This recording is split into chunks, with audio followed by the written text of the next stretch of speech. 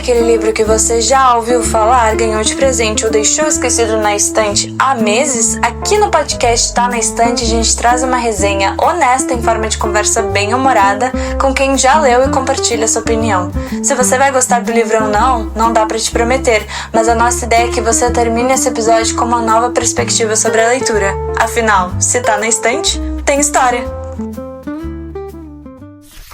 Sejam bem-vindos, leitores, a mais um episódio do Tá na Estante. Eu sou a Carolina. Eu sou a Valentina. E hoje a gente vai conversar sobre O Sol é para Todos, de Harper Lee. No Leitura Obrigatória, a gente conversa sobre os grandes clássicos da literatura mundial, sem spoilers, para despertar sua curiosidade e convidar você a refletir sobre obras que nunca deixam de fazer sentido. Preparados para tirar mais um livro da estante?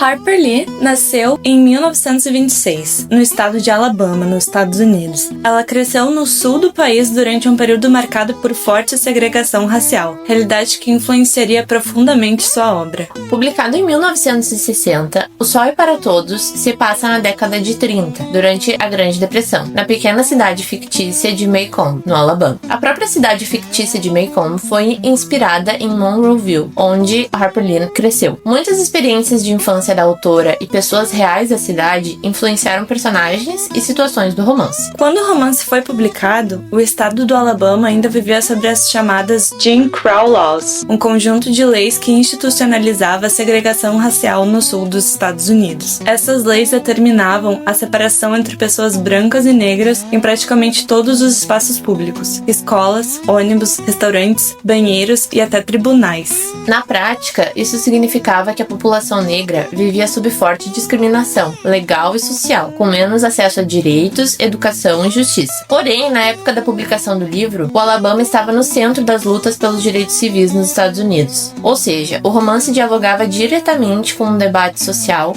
que estava acontecendo naquele exato momento. Neste contexto, O Sol é para Todos se consolidou como uma das obras mais importantes da literatura norte-americana do século XX, ao abordar temas como racismo, justiça e empatia a partir de um olhar de uma criança. O romance conquistou leitores de diferentes gerações e se tornou uma presença constante em escolas e debates sobre direitos civis. A obra recebeu o prêmio Pulitzer de ficção em 1961 e permanece, até hoje, como um clássico que convida os leitores a refletir sobre moralidade, preconceito e coragem diante da injustiça. A história acompanha Scout Finch, uma menina que vive em uma pequena cidade do sul dos Estados Unidos nos anos 30. Ao lado do irmão Jem, ela passa a infância observando e tentando compreender o comportamento dos adultos à sua volta. A rotina da família muda quando seu pai, Atticus Finch, aceita defender Tom Robinson, um homem negro acusado injustamente de agredir uma mulher branca. Enquanto o julgamento expõe o racismo e os preconceitos profundamente enraizados na comunidade, Scout começa a perceber que o mundo é mais complexo e injusto do que imaginava. Entre descobertas da infância, tensões sociais e lições sobre empatia, coragem e moral, o romance constrói um retrato marcante da sociedade americana.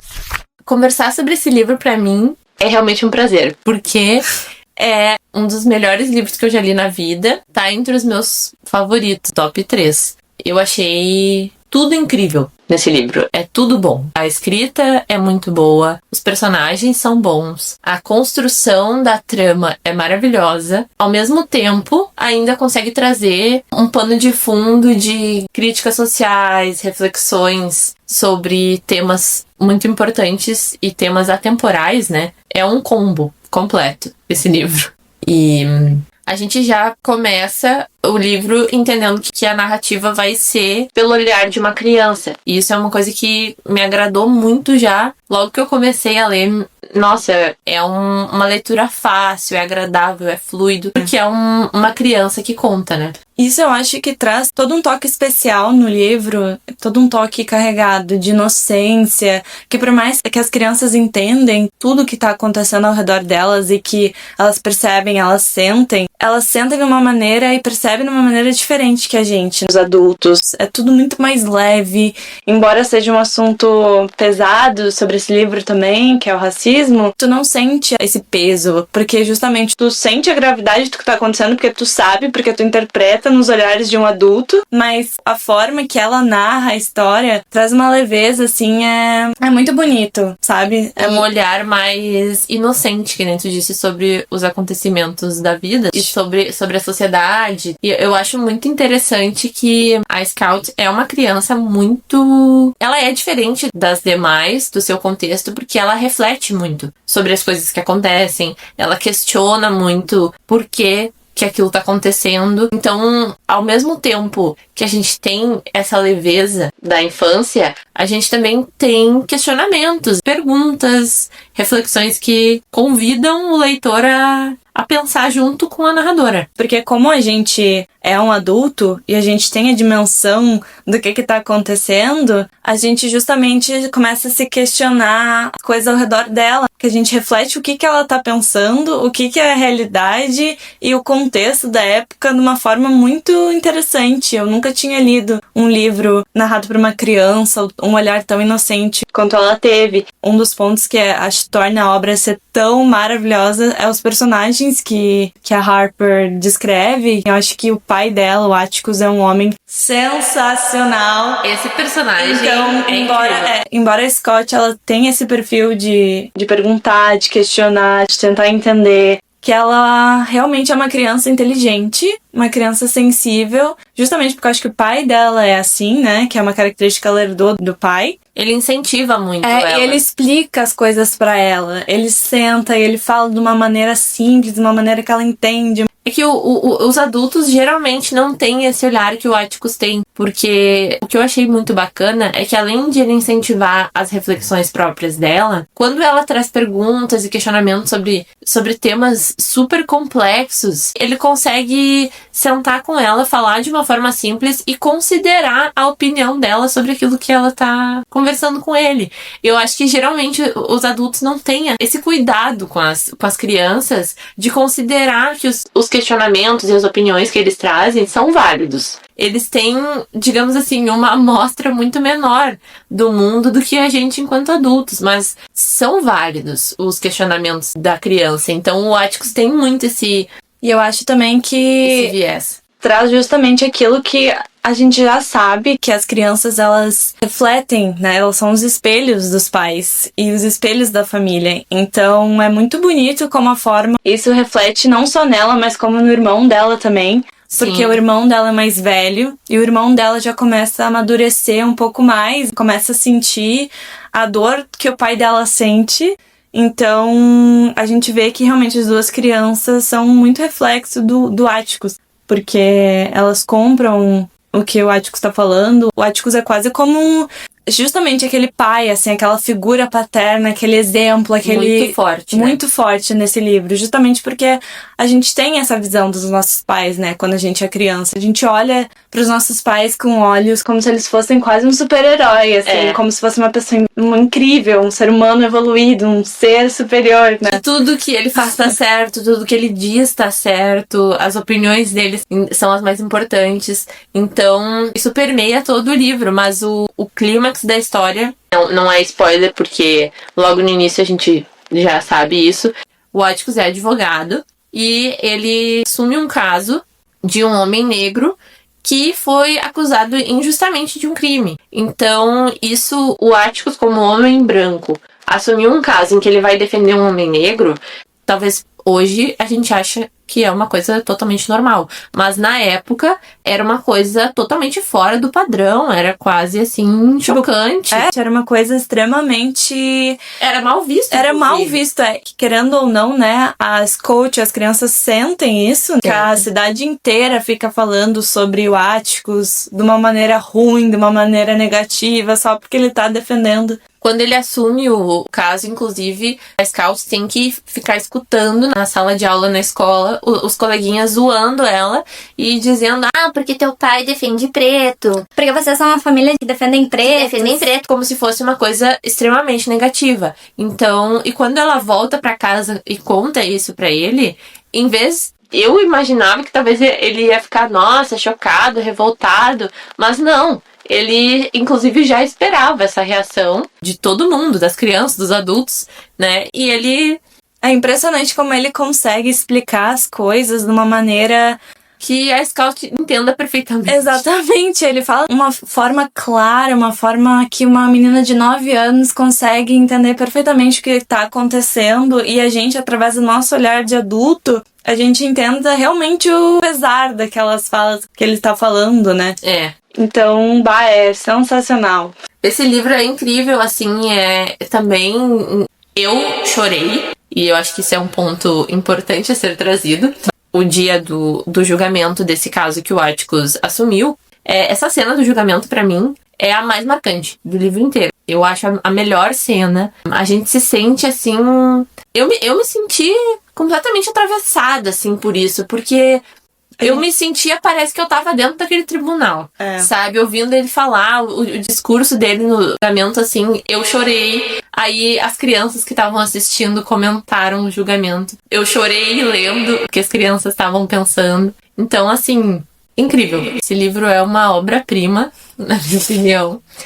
E, enfim, é um clássico também não à toa, né? Ele recebeu o prêmio Pulitzer de ficção, na época que foi lançado. Que é um prêmio super importante lá dos Estados Unidos, porque reconhece obras de autores americanos que retratam a vida nos Estados Unidos. Então, sabendo desse contexto do prêmio, faz muito sentido, porque o livro, ele realmente descreve, uma vida no interior, numa cidadezinha dos Estados Unidos. Fala muito sobre a cultura dos Estados Unidos, que foi construída a partir de uma história de escravidão, uma história pesada, inclusive, mas é leve justamente porque a gente olha tudo no olhar de uma criança. Isso que eu acho que torna o livro tão especial. Porque realmente é uma criança que tá inserida nesse meio, que não tem essa maldade, que não consegue perceber certas coisas. Embora a gente, como leitor, perceba, né? É muito incrível como a autora conseguiu desenrolar isso nos capítulos. E abordar temas tão importantes, tão pesados. E a gente sabe a gravidade do que tá acontecendo. O tribunal, é muito emocionante ver o Atticus falando e fazendo a defesa dele. E todo mundo sabe o peso daquilo. Como deveria acontecer as coisas e não acontece. Isso. Então... é sensacional. Eu acho que é um livro também que não é um livro muito grosso, não é um livro muito grande. É bem fácil de ler. Esse aí também eu acho que é um outro clássico que não tem desculpa pra não ler.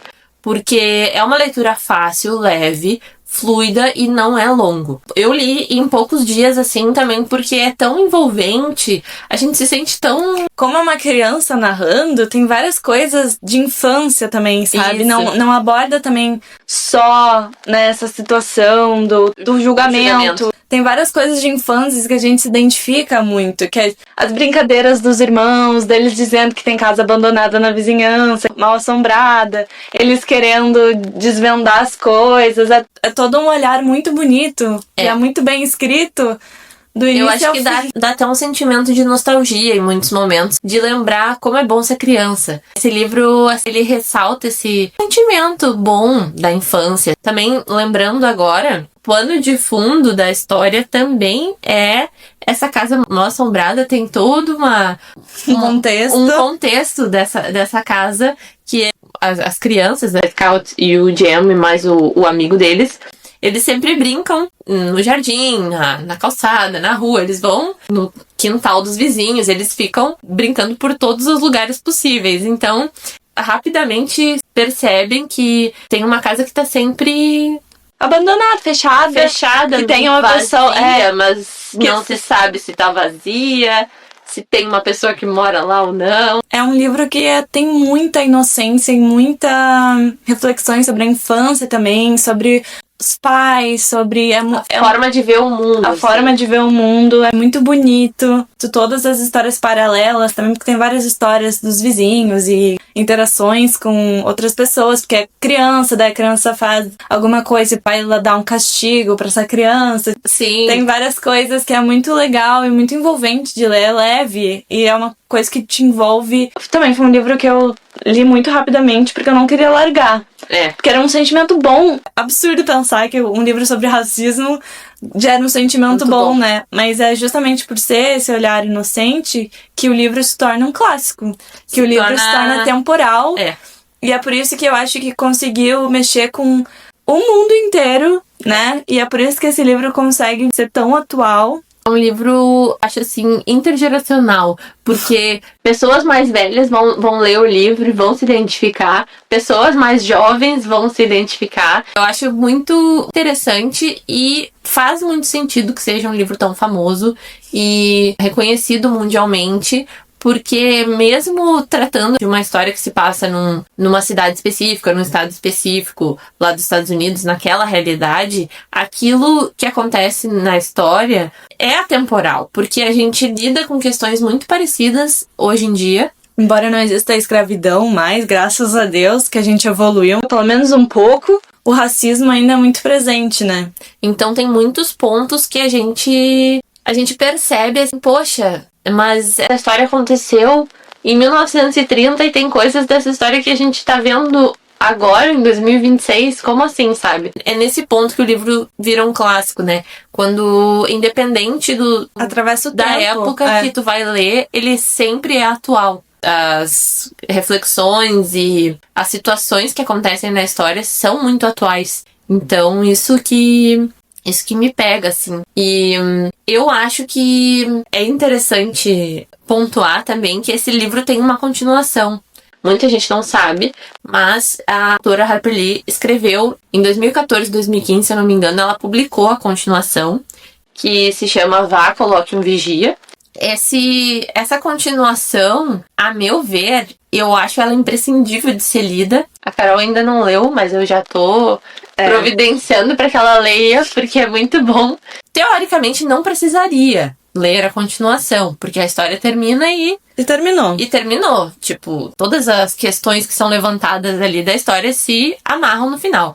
Porém, essa continuação foi publicada muitos anos depois do livro original inicial, né? Então, é bem interessante ver esse processo de como a autora quis também evoluir o próprio pensamento dela enquanto escritora sobre esses temas. E eu acho que ela quis evoluir também e mostrar um olhar, pelo que tu me fala, né? Porque eu não li, gente, perdão, não li.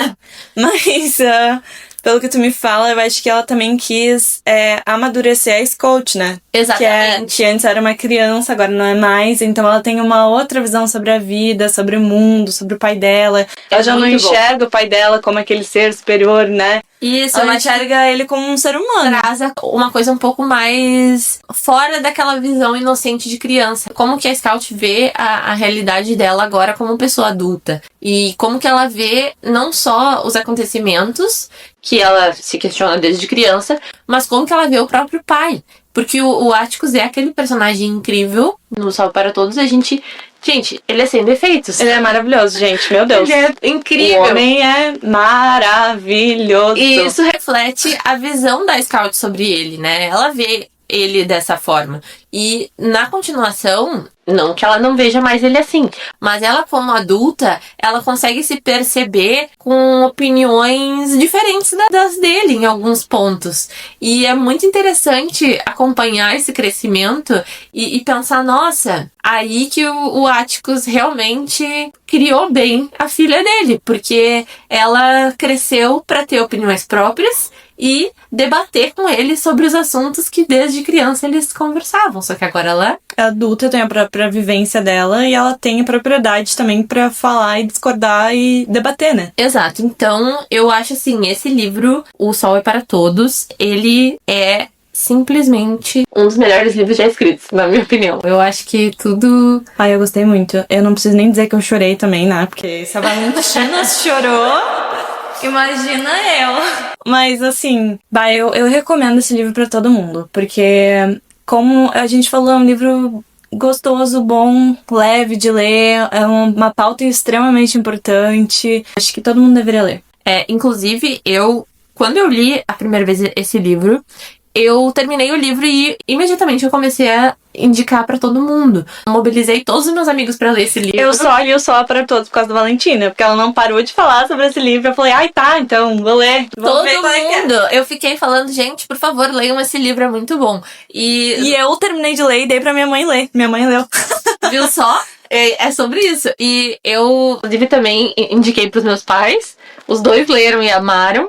Então, assim, gente, esse livro aí, que nem eu tava falando antes, ele é intergeracional, porque o meu pai trouxe esse relato de que, especialmente no início ali, que conta sobre as brincadeiras e as vivências das crianças naquela época, ele era muito teve real, né? muito essa sensação nostálgica de lembrar de como era quando ele era criança. É muito agradável a leitura, assim, do início ao fim é bom, é envolvente. E não tira, é inocente, é agradável e não tira a importância e a gravidade do que acontece na história. Exatamente. Eu acho que a Harper Lee, assim, meu Deus, a mulher era realmente muito sensível. Um ser humano muito, realmente emotiva, sensível, uma pessoa realmente muito intelectual pra conseguir passar isso. É sempre muito bom ler livros que trazem reflexões e temas complexos de uma forma leve, né? Porque a vida e essas questões já são pesadas por si só, né? Então, ler uma história contada por uma criança nesse contexto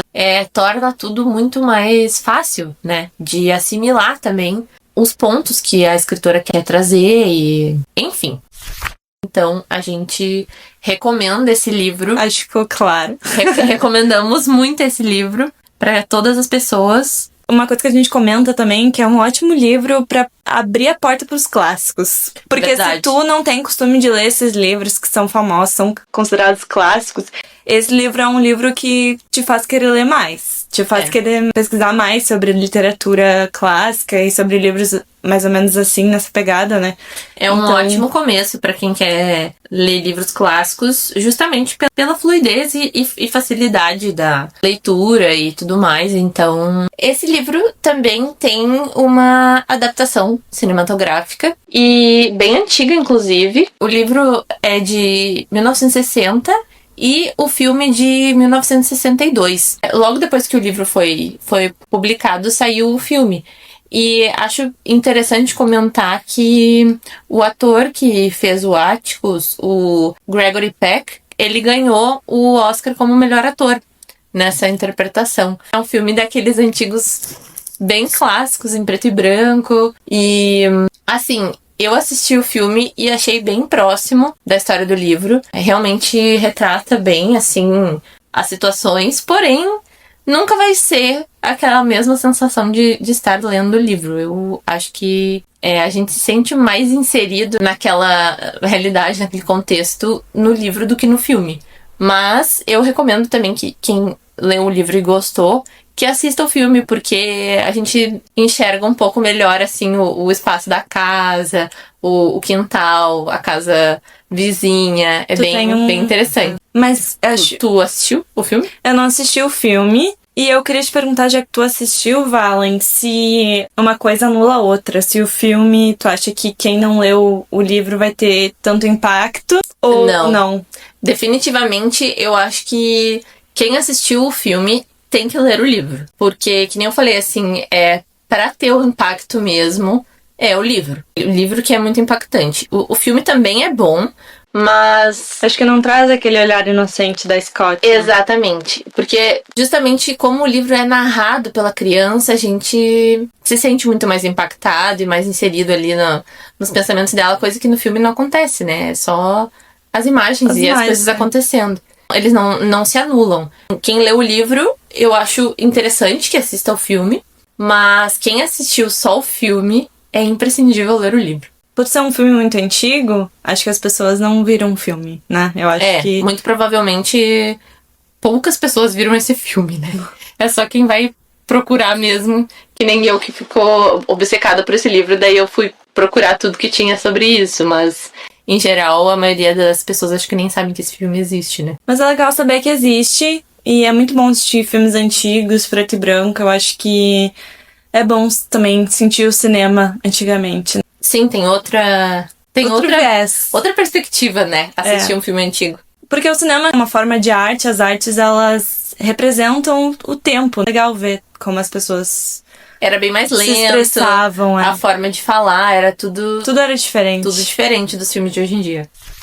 A gente separou também algumas citações que a gente gostou bastante. E tem uma que eu gosto muito, que é logo no início do livro, quando a Scout tem uma situação lá na escola que ela já tá um pouco avançada, digamos assim, pra turma dela. E a professora repreende ela, tipo assim, dá uma segurada. Porque ela, justamente, o Atticus é muito inteligente, então ele incentiva ela a ler e o irmão dela a ler também. Só que daí a professora fala assim, não, segura, porque os outros não estão no mesmo nível que tu, sabe?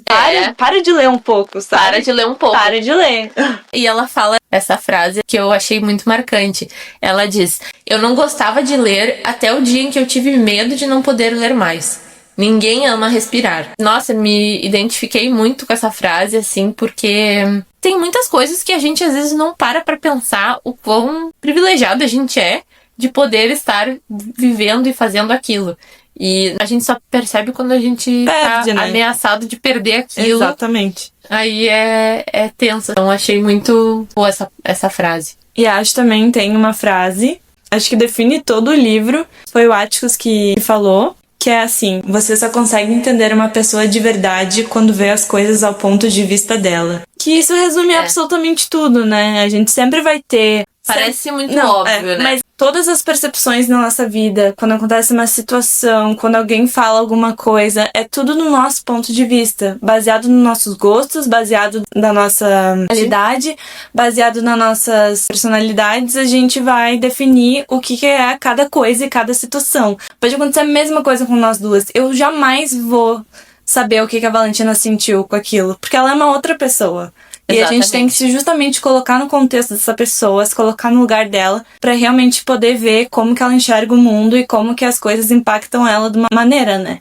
Exatamente. Então... E eu acho que essa frase dele parece muito óbvia, né? Quando a gente lê assim, pensa, poxa, mas sei lá quantas pessoas já falaram isso ou já pensaram isso. Só que no contexto do livro ali, é impactante justamente porque ele, como advogado, acho que a profissão dele também exige que ele faça esse exercício de empatia com o próprio cliente. Tem muitas situações em que ele não precisaria fazer esse exercício no livro e ele tá o tempo inteiro fazendo esse movimento de não só ele tentar entender o ponto de vista do outro, como também explicar para as crianças que elas têm que fazer esse exercício de pensar, bom, vocês só vão entender isso quando vocês se colocarem no lugar do outro. Então, é realmente muito marcante. E se você concorda com as nossas reflexões, discorda de algum ponto ou pensou em algo que a gente não falou, por favor, deixe nos comentários. O nosso intuito é criar um espaço de troca de ideias e opiniões sobre literatura. Se você gostou, não deixe de compartilhar o episódio com seus amigos. Isso nos ajuda a continuar incentivando a leitura. Obrigada por escutar até aqui e até o próximo episódio. O Tá na Estante é um podcast independente, produzido por Carolina Soni e Valentina Refosco, e está disponível no Spotify e no YouTube. Siga nossas redes sociais, @TaNaEstantePod, para acompanhar todas as novidades e outros conteúdos. Nos vemos no próximo livro!